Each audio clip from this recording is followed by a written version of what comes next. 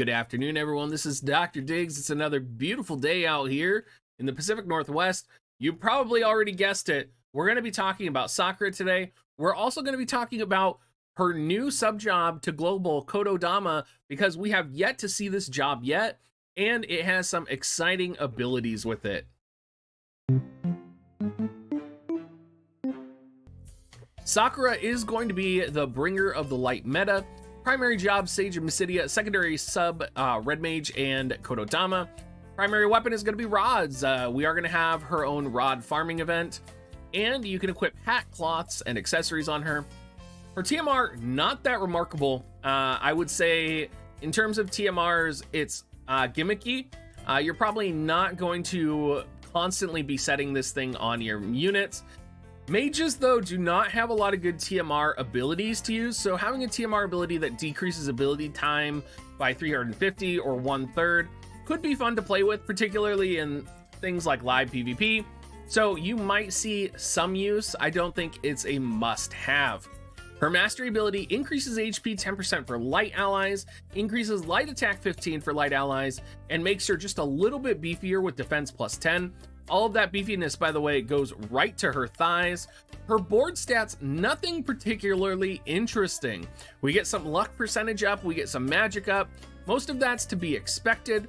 Her resistances, just like you would think, minus 10% dark, minus 10% slash, minus 10% fist, and minus 5% missile. She will have a hefty 15% resistance to magic and 10% resistance to piercing.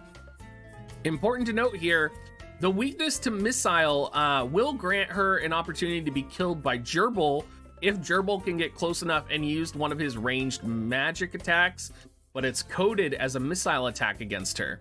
So keep that in mind for the future. Her limit break is going to be the bane of your existence for quite a long time.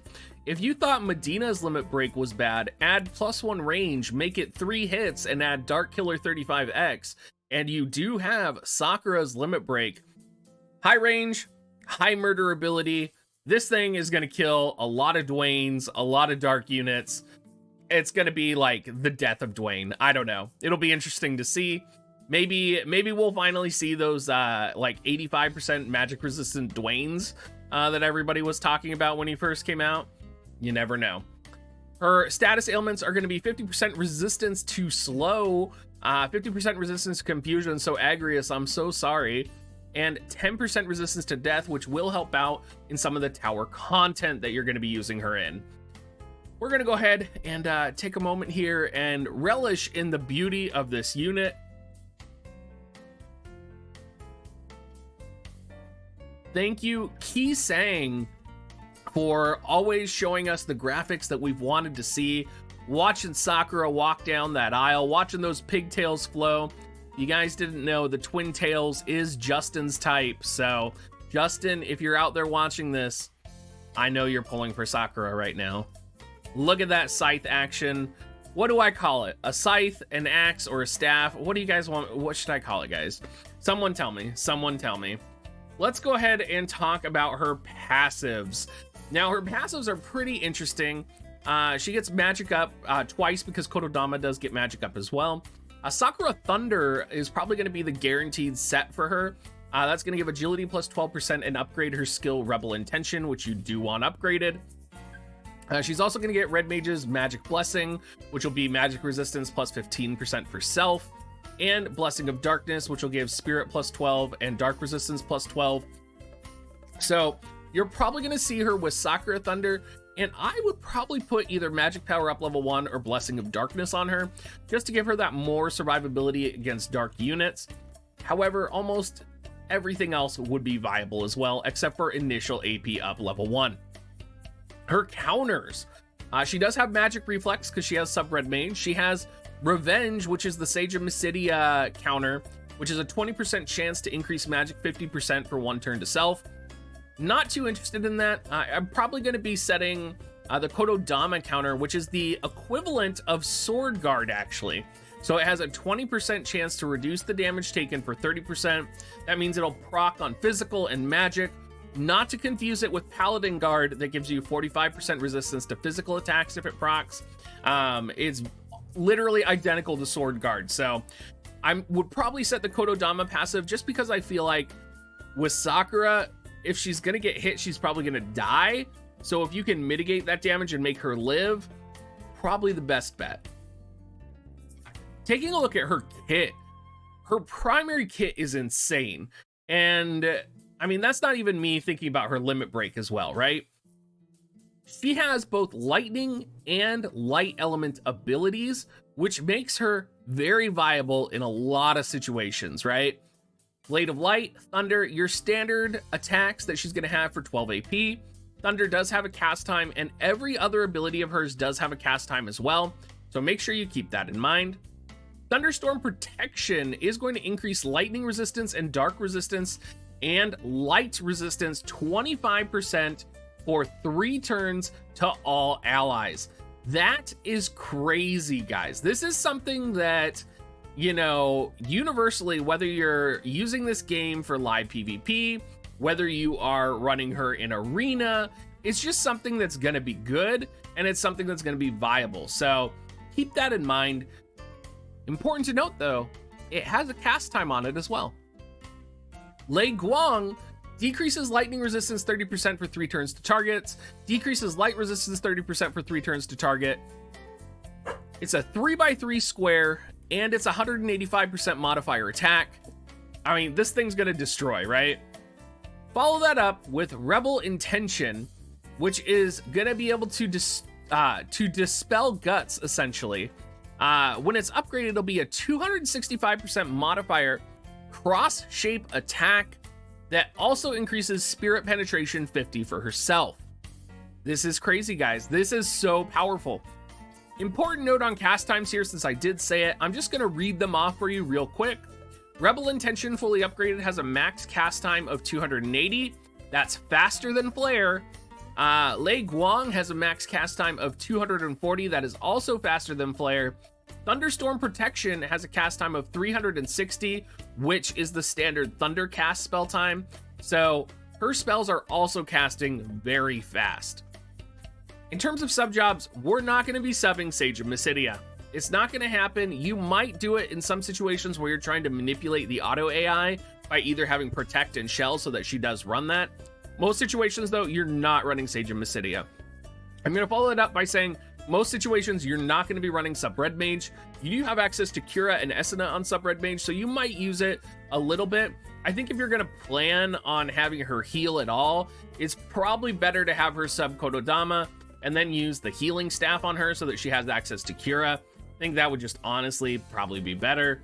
Even then, she's not a healer, so maybe don't try to make her one. Let's talk about Kododama sub, because there's a lot of things you guys probably want to know about Kododama, and this is our first time really looking deep into Kododama, and while it's only a sub job, we do get a perspective on how useful this class is. Carry lightly, very similar to a lot of the, gosh, I can't even remember, Staff Mage, kill phase abilities, move one, jump one, nah, throw it out the window.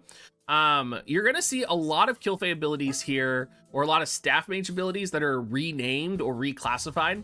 So, for example, Pain That Faints, 25% chance to inflict stun for 1 turn to target, range height 1.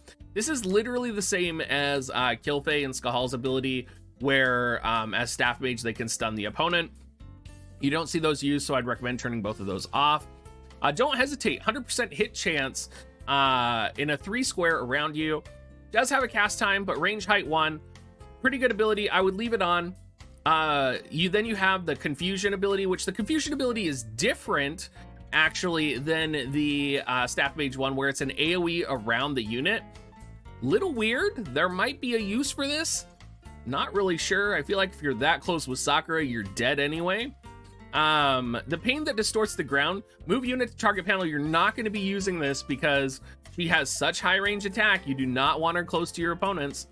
And finally, its Heart is Like a Needle is basically magic attack plus 25, spirit penetration plus 20, AoE height 1, so it's going to be a really good magic buff for your party. Really important to note here, with this ability, if we go back to, let me get it up here for you guys. I mean, that sounded really dirty, but if we go back to, we go back to her Sage of Mysidia main job. I did have thunderstorm protection turned off because I think you're probably primarily going to want her to be subbed Kododama and using her self buff down here, which is going to give that magic attack and spirit penetration up. Maybe not. God, my maturity filter, guys. My maturity filter has gone down the drain.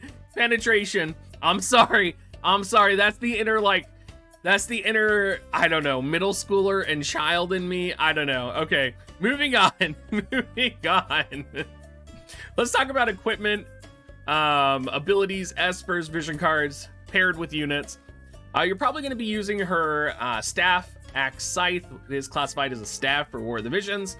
It is going to give a light attack plus 20. You're probably going to want to farm a few of these. I'll probably do a separate video on that. It also gives magic attack plus 15, so that and Platinum Rod are going to be your primary choices. Of course, farming her staff is going to be best no matter what. Healing staff, if you wanted to use Cura. Again, the standard Platinum Robe, Fidesz Lacerna, any type of agility you can put on her, Wolf Hairband, Mako's Bracelet, which we will be getting from the upcoming Tower event, does give light element units a little bit of a buff. In terms of vision cards, light attack up, magic attack up, agility up, magic cards. That's going to be the way to go. You can see here, I put everything down here. Important note, we will be getting the Helena card here in the near future. Will be a powerful mage card, so she could equip that. In terms of espers, it's your standard Diablo, Shiva, Rama. Can't have any of those. One of the B tier magic espers. And then units that she partners with: Cecil, Warrior of Light, Thancred, Yuna, El Saral.